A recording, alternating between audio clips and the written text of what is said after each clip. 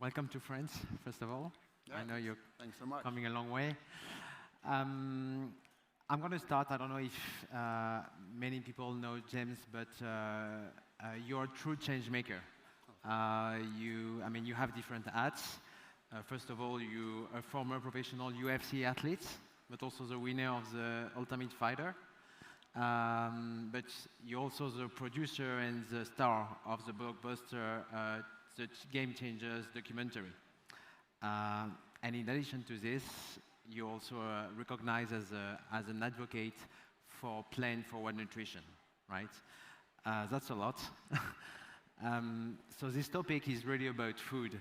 And I would like you to explain to the audience, how did you start this journey towards plant-forward nutrition from an athlete to now becoming a successful entrepreneur? Yeah, so I was training for a UFC fight, actually training with someone much larger than me, a future heavyweight champion of UFC, Fabricio Verdum, and I tore ligaments in both of my knees. And I thought, well, what can I do while I'm off for 6 months, recovering? So I decided to look into the peer-reviewed research on nutrition for optimal recovery. And that's when I came across a study about the Roman gladiators. They unearthed over 5,000 gladiator bones, and a strontium-calcium analysis and a radioisotope analysis, and could tell they're eating almost exclusively plants. And I thought, well, that can't be true. You need meat for muscle and dairy for bones. That's what I thought. So that sort of led me in this journey for the search for truth in nutrition. So I interviewed the head of nutrition at Harvard, the head of anthropology at Harvard, the president of the American College of Cardiology, and a host of other leading nutrition researchers.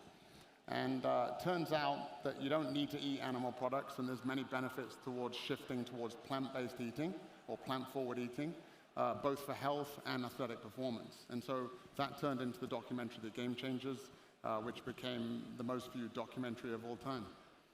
Yeah, you said it was a real mainstream success, huge success everywhere globally. How do you explain that? How do you explain that success? Yeah, I think the documentary was successful for a number of reasons. I think the timing is right. People are recognizing that there's multiple benefits for plant-forward eating, both from a health perspective and also a sustainability perspective. And then I think the documentary, it wasn't preachy, it wasn't people telling you what to do. We like to say it's all or something, not all or nothing.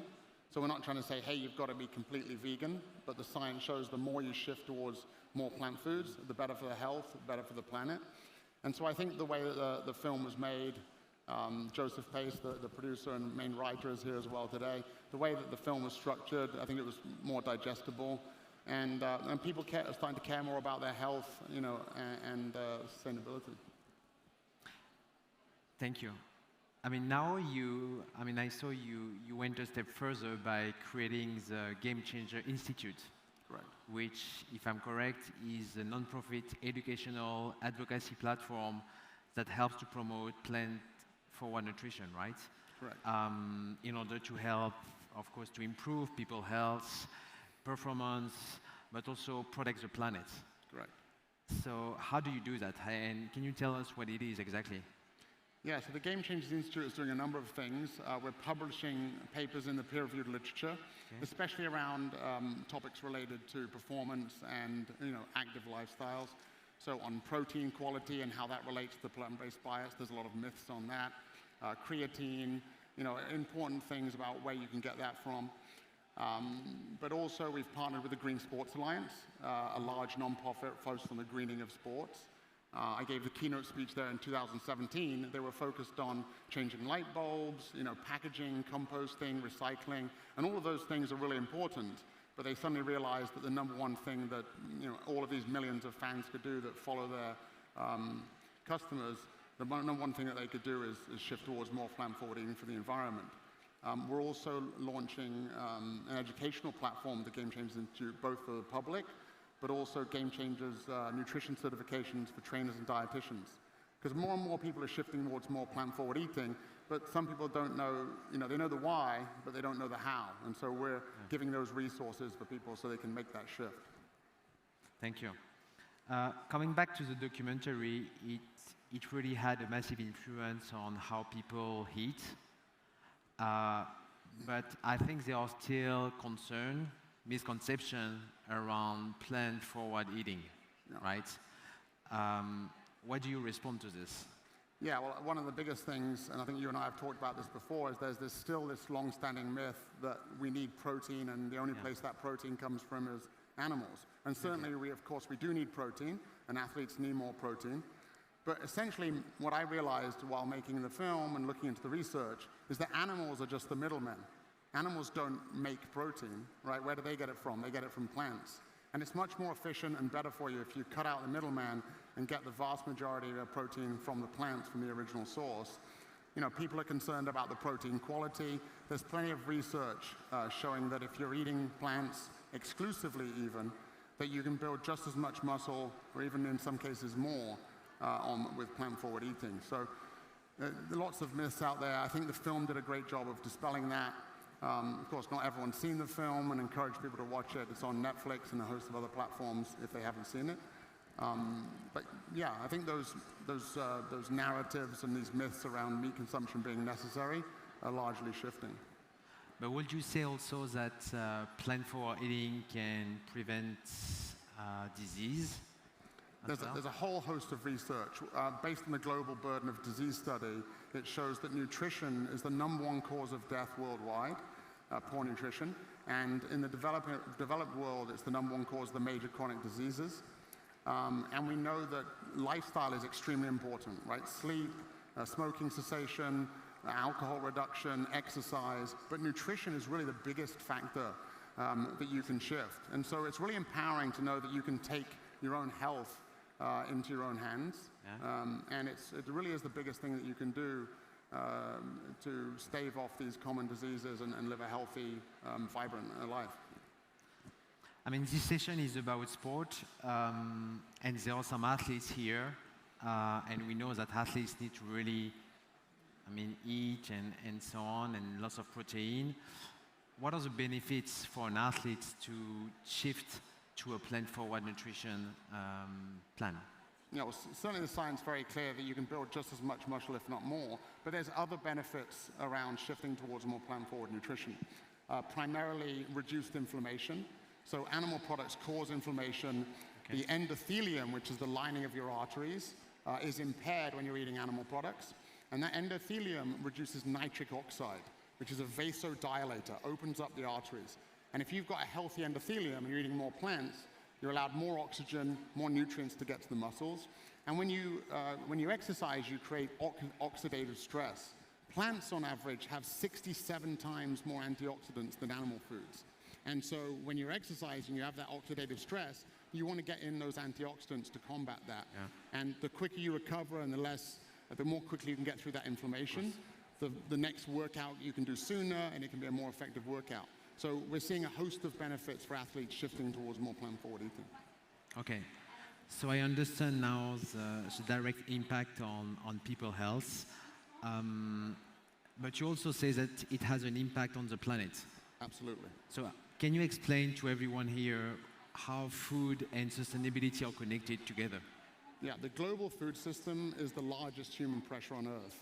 And there's an uneven distribution of the impact that it has. So animal agriculture uses over 75% of agricultural land, yet yields only 18% of calories. Another big stat, over 60% of all agricultural land is used for beef and yields only 2% of total calories consumed worldwide. So there's this disproportion. And land use, what we really need to be doing is rewilding that land and allowing carbon to be drawn down. That's the most effective way to draw down carbon. These pastured lands, 42% of pastured lands were originally forest or woodlands. And we need to get back to rewilding that land to draw down the carbon. Emily Cassidy, the senior science writer at NASA, said if we grew food for human consumption, we'd be able to feed an additional 4 billion people. We're currently taking grains from countries where people are starving to death and feeding them to our cattle. For example, it takes 20 calories into a chicken to get 1 calorie out, and it's just largely inefficient. And we just can't continue on this way. And so it's very important that the planet shifts towards more plant-forward eating, both for their own health, but also for the planet's health. When you said it, we're going to be 8 to 10 billion people on this planet in some time. Are you confident that the shift is really happening now, and more people are already shifting? Yeah, I mean, it's heading in that direction significantly. And the only way to feed all of those people, if we stick to significantly plant-predominant diets, we would need, it's estimated we need 7 planets if we continue the same way that we're eating now. And that's just unfeasible. And so, you know, it's in everyone's best interest. Water use, land degradation, lack of biodiversity, all of these things are created by animal agriculture. So we really do need a big shift, and people are heading that direction now that people are, you know, seeing the science. And would you say that it's a global phenomenon, that it happens globally, or do you see a difference between Europe, US, and other territories? There is a big difference, and of course, we're not trying to say to everyone, you've got to be eating exclusively plants. Some people in some parts of the world are unable to do that. And certainly in the more developed countries, we are seeing, you know, a greater impact on the planet. Transportation and decarbonization of the, you know, energy system is obviously extremely important, and there's a difference between the US and other countries, and some countries in Europe. Yeah. But we know that generally, you know, a large shift towards plant-forward eating is really what's needed to protect the planet. Okay, thank you. Do you have an idea what the percentage of elite athletes who are really having a plant-forward nutrition plan today? The percentage? Yeah, approximately. Yeah, we're not sure on exact percentage. It's certainly increased significantly, you know, since we've done some surveys in the US at least, not with elite athletes per se, but just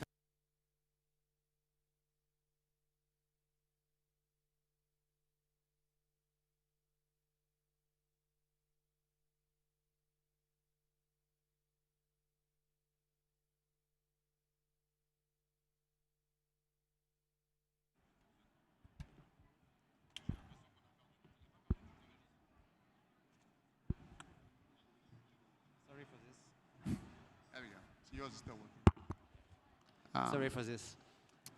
Yeah, we are seeing a shift towards more and more athletes eating either plant-exclusive or plant-predominant diets. And I think you're seeing that especially for the longevity in a career, right? People at the highest level that are staying in their careers for longer. Because, you know, the same biological mechanisms that impact performance also impact health, inflammation, endothelial function. And so if we can eat this way, we are able to perform better for longer. Thank you. I have a question which is more about what's next for you.